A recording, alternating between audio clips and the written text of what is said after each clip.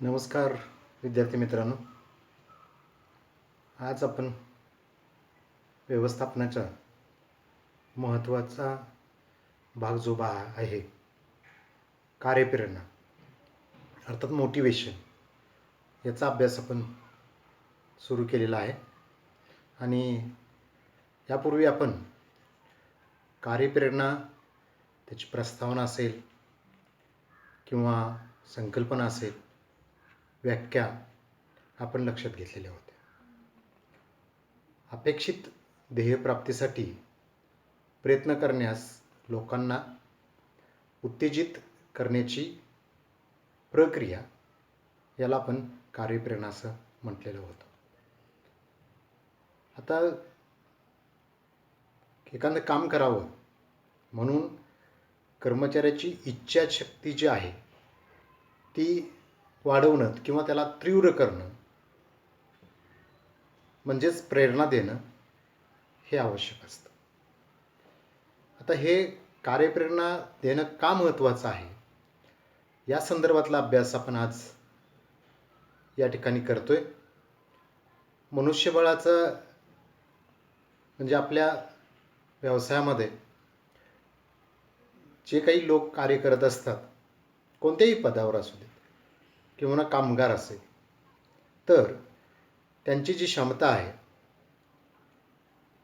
कार्य करण्याची क्षमता आहे, त्याचा महत्तम उपयोग आपल्या व्यवसायासाठी करून घेणं हे आपल्या व्यवस्थापनाचं एक महत्त्वाचं कार्य आहे.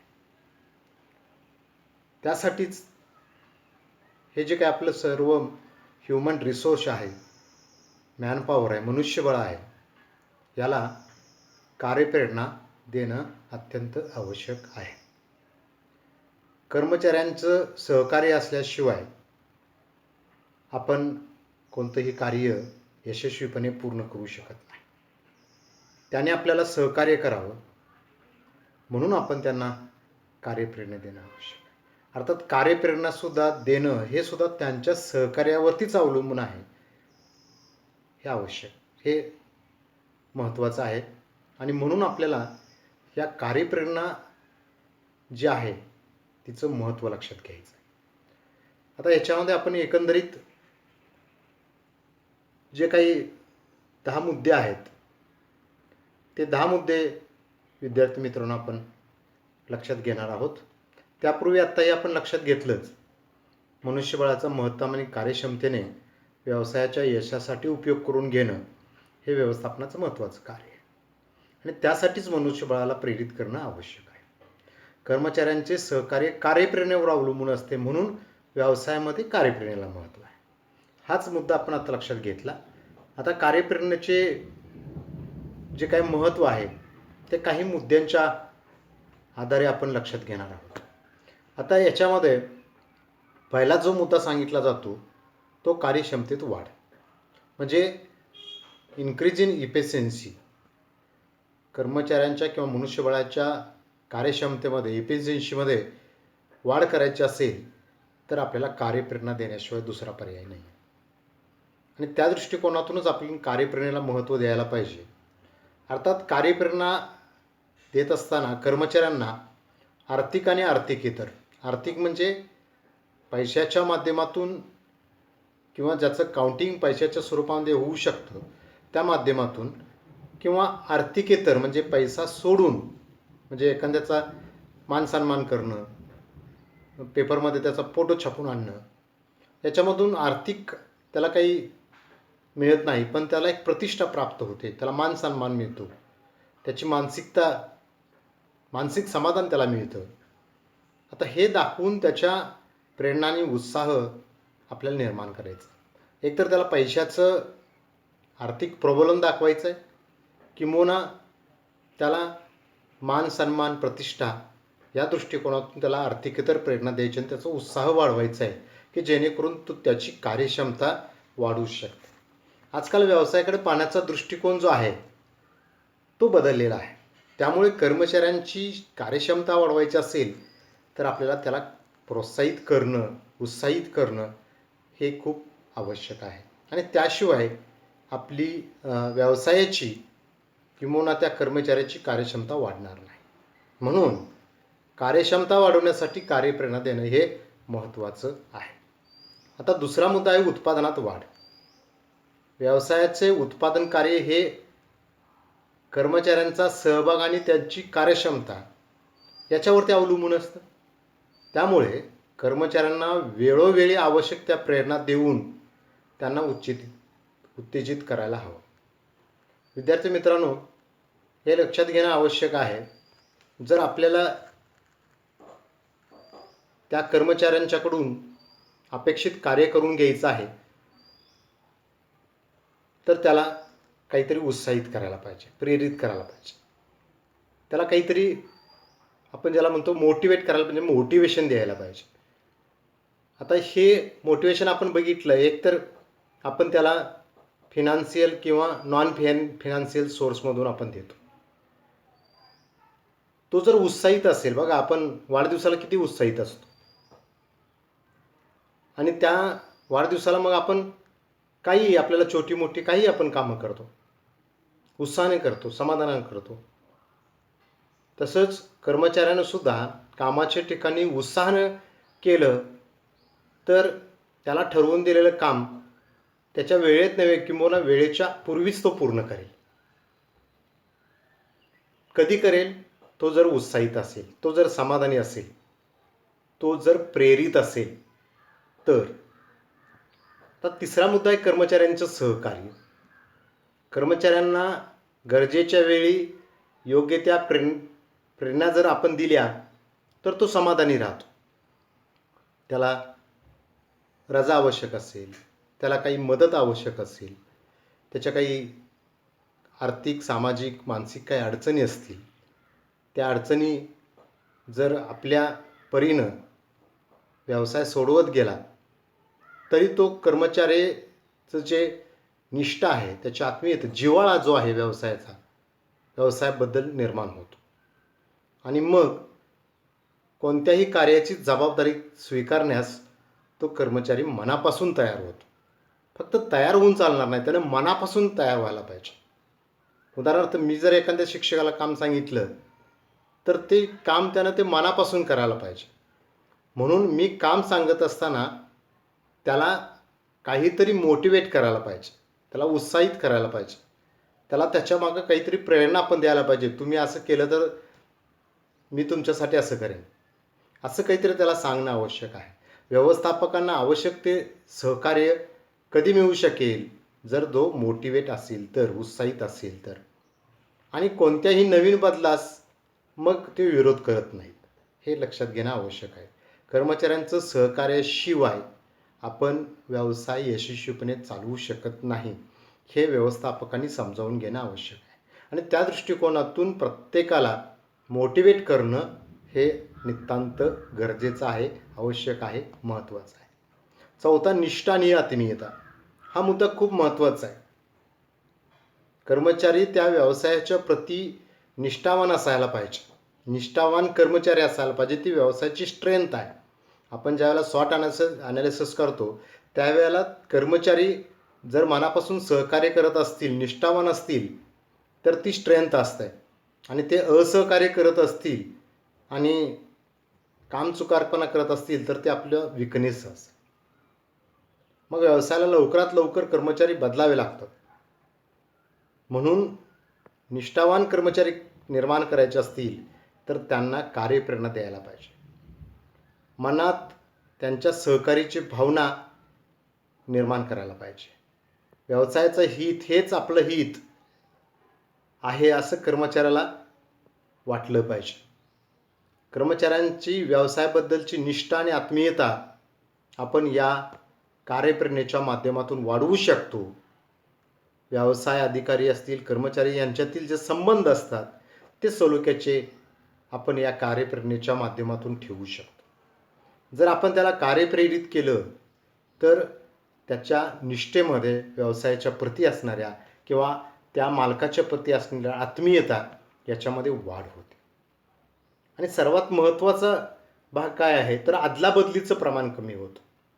जर एखाद्या व्यवसायामध्ये जर तो समाधानी असेल तर तो कोणत्याही परिस्थितीमध्ये तो व्यवसाय सोडून दुसऱ्या व्यवसायामध्ये किंवा त्या ठिकाणी त्याला थोडा पगार जास्त मिळणार असेल, त्याला आमिष दाखवलं गेलं असेल, तरी तो सहजासहजी म्हणजे तिकडं जायला तयार होत नाही. कर्मचारी बघा बदलीला घाबरतात का? तर त्या ठिकाणी गेल्यानंतर नवीन काय असेल, बदल काय स्वीकारायला लागेल, एका गावातून दुसऱ्या गावात जायला लागतं, मग तिथं सगळा व्यवसायाचा, कुटुंबाचा, संसाराचा सेटअप करायचा. इथं आपलं हक्काचं घर असतं, हक्काची माणसं असतात, नातेवाईक पैपाहुणे असतात. दुसऱ्या गावात गेलं तर आपल्याला ते सहकार्य मिळेल का? मनुष्य हा सामाजिक प्राणी आहे, समाजात राहायला त्याला आवडतं. आणि बदलीमुळे जर हे प्रॉब्लेम होणार असतील तर प्रॉब्लेम होतो. या ठिकाणी अदलाबदल जी लक्षात घेतलेली आहे ती की कर्मचारी एक व्यवसाय सोडून दुसऱ्या व्यवसायात जातो.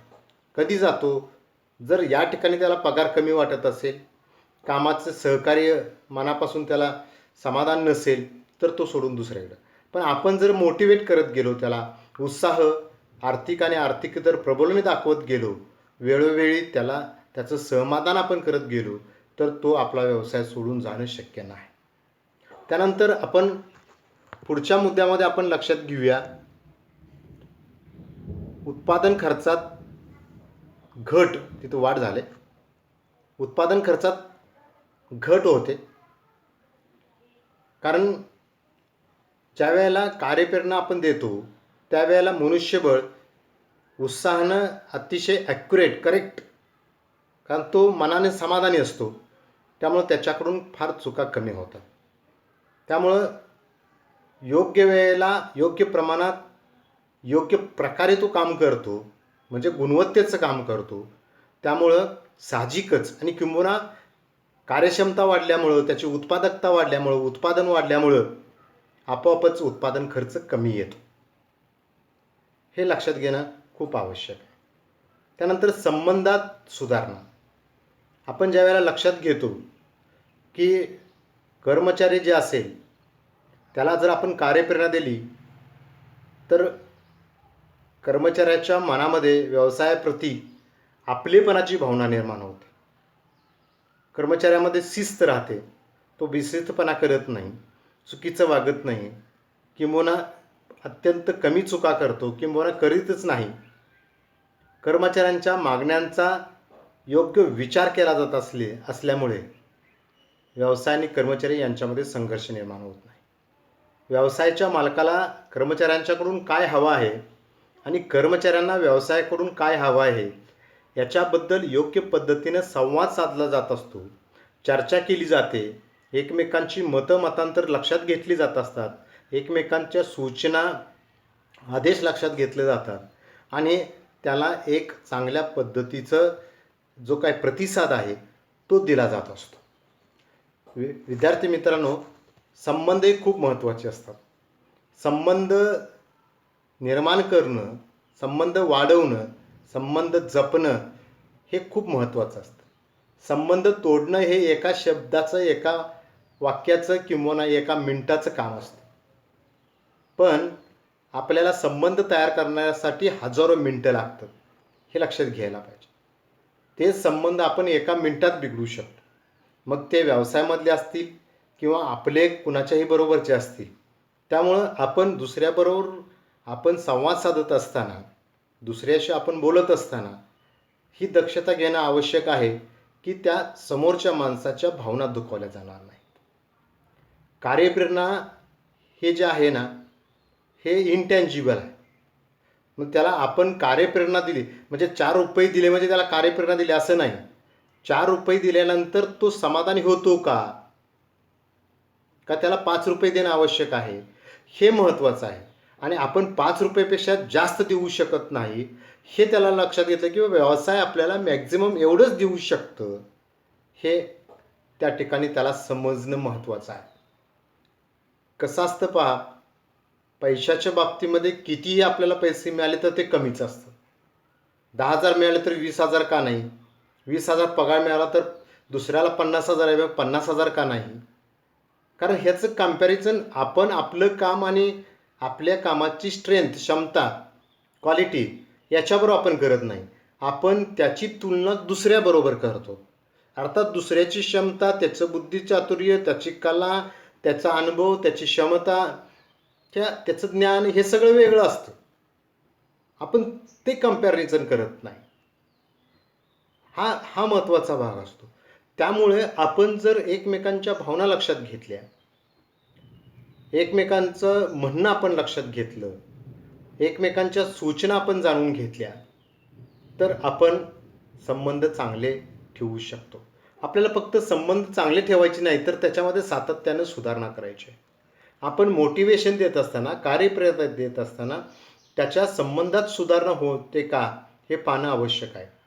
आणि म्हणूनच संबंधात चांगल्या पद्धतीने सुधारणा करायचं असेल तर आर्थिक आणि आर्थिकेतर प्रबोधन जे असतात त्याच्या माध्यमातून आपण कर्मचाऱ्यांना, आपल्या मनुष्यबळाला चांगले ठेवलं पाहिजे, त्यांच्याशी चांगले संबंध निर्माण करायला पाहिजेत आणि ते जपले पाहिजेत. आता हे संबंध जपणे हे एका बाजूचं काम नसतं. म्हणजे व्यवस्थापकानं फक्त संबंध जपायचे आणि कर्मचाऱ्यांनी कसंही वागायचं हे महत्त्वाचं नसतं. हे जरी एक चूक झाली असेल तर ती चूक वेळीच त्या ठिकाणी निदर्शनास आणून दिली पाहिजे. पण ती निदर्शनास आणून देत असताना दुसऱ्या कोणत्या व्यक्तीच्या समोर, चार चौघांच्या समोर ती जर आणून दिली तर त्या व्यक्तीला ते वाईट वाटतं. त्याच्यापेक्षा तुम्ही त्याला केबिनमध्ये बोलवा, एकट्याला बोलवा आणि शांतपणे त्याला असं असं केलं त्यामुळं असं झालं हे समजावून सांगा. त्यामुळं आणि पुढच्या वेळी बाबा असं आपल्याला करता येणार नाही हे आपण तर त्याला समजावून सांगितलं तर तो चूक मोठेपणानं मान्य करतो. पण हे जर तुम्ही चार चौघामध्ये त्याचे वाबाडे काढले तर तो मग त्याचं चूक असताना सुद्धा तो तुम्हाला उलट बोलायला घाबरत नाही. त्यामुळं आपण ह्या काही दक्षता घेतल्या तर आपले संबंध जे असतात ते बिघडत नाहीत, किंवा अशा पद्धतीनं आपले संबंध वाढतात. आणि आपण व्यवस्थापक ज्या वेळेला असतो त्यावेळेला व्यवस्थापक असताना सुद्धा जर एखादा कर्मचारी जर आपल्या काही कमतरता किंवा चुका म्हणून आपण उणिवा दाखवत असेल तर त्या मोठेपणानं आपण मान्य करायला पाहिजे. बाबा कर्मचाऱ्याला सुद्धा असं वाटलं पाहिजे की मी जर एखादी चूक जर साहेबाला मी सांगायला गेलो तर तो साहेब मोठेपणानं स्वीकारतो, मान्य करतो, त्या दुरुस्त करतो. कसं असतं, कोणती गोष्ट ही वन वे नसते, टू वे असते. संबंध असतात, संपर्क असतो, संवाद असतो, कम्युनिकेशन असतं ना, संदेशवहन हे टू वे असतं, वन वे नसतं. फक्त साहेबांनी दुसऱ्याच्या चुका काढायच्या आणि साहेबाची कुणी चूक काढायची नाही असं होऊ शकत नाही. त्यामुळे ह्या दोन्ही बाजू संबंध जर सुधारायचे असतील तर आपण एकमेकांच्या चुका काढण्यासाठी नाही, तर चुकापासून जे काही आपल्याला नुकसान होणार आहे ते नुकसान होऊ नये यासाठी आपण त्याची दक्षता घ्यायची, त्यासाठी त्या चुका निदर्शनास आणून द्यायचे आहेत. पण ते देत असताना काही दक्षता आपल्याला घ्यायची आहे. हा खूप महत्त्वाचा मुद्दा आहे. आणि उत्साह देत असताना, आपण प्रेरणा देत असताना किंवा उत्तेजित करत असताना आपल्याला ह्या संबंधामध्ये खूप महत्त्वाच्या बाबी लक्षात घेतल्या पाहिजेत. ध्येय साधण्यास मदत, कार्यप्रेरणा कशासाठी, जे आपलं टार्गेट आहे ते टार्गेट आपल्याला अचीव करायचं आहे.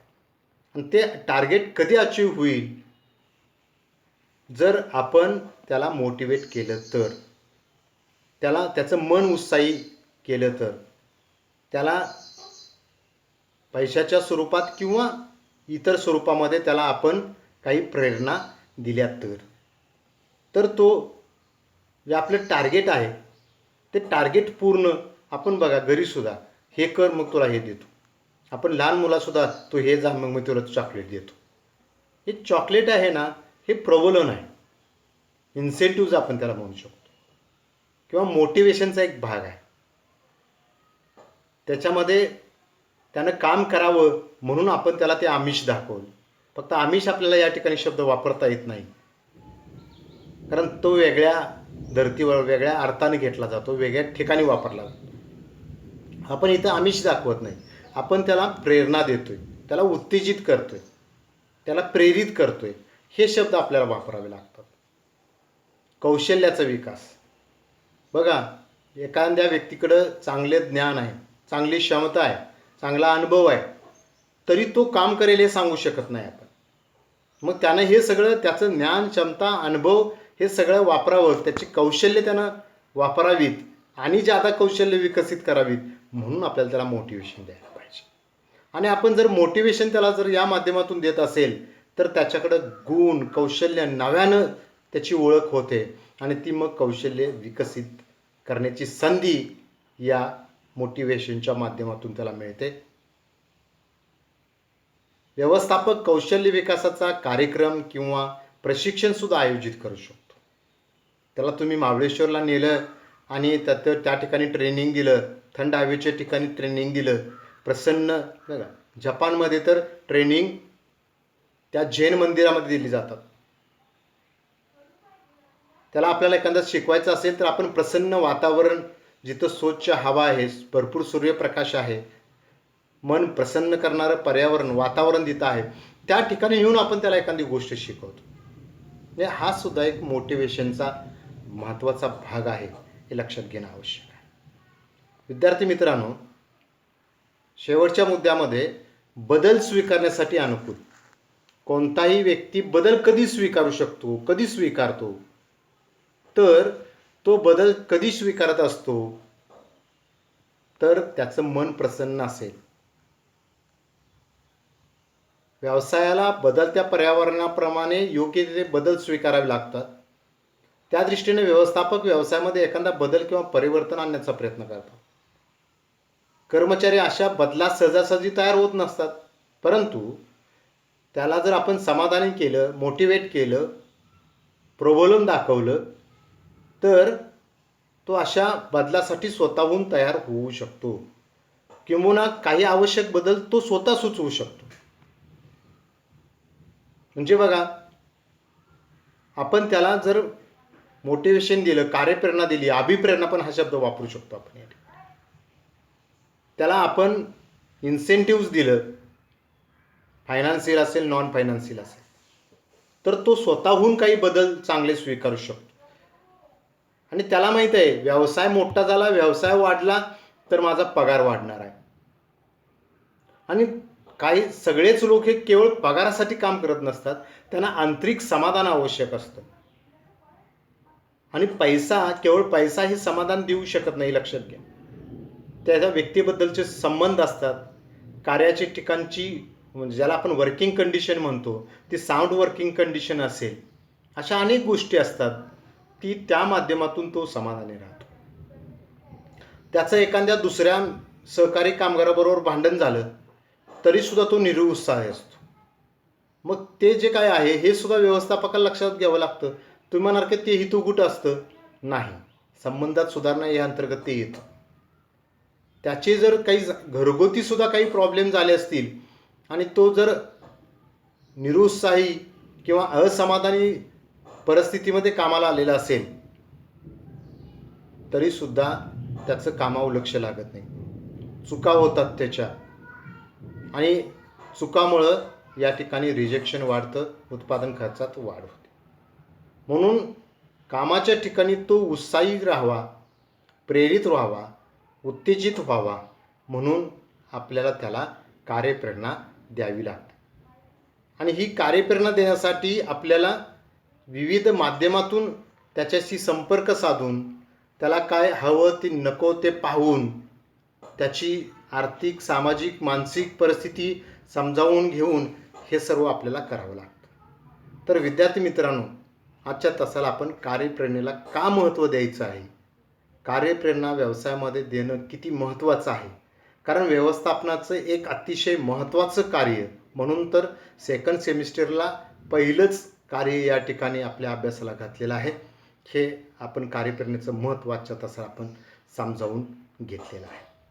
आता कार्यप्रेरणेचा ही जी आहे ही बाह्य आणि आंतरिक हा जो मुद्दा आहे आपण पुढच्या तासाला अभ्यासणार आहोत. तर विद्यार्थी मित्रांनो, आता कोरोनाची जी परिस्थिती आहे ही तुम्हाला ज्ञातच आहे, माहितीच आहे. त्याबद्दल मी तुम्हाला नव्याने वेगळं सांगायची गरज नाही, पण तुम्ही सातत्यानं दक्षता घेणं आवश्यक आहे.